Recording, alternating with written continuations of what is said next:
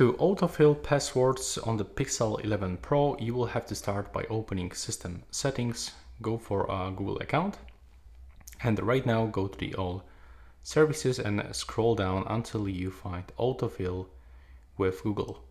So you have to go for this one, you will have to click Continue, and as you can see over here, you can find it.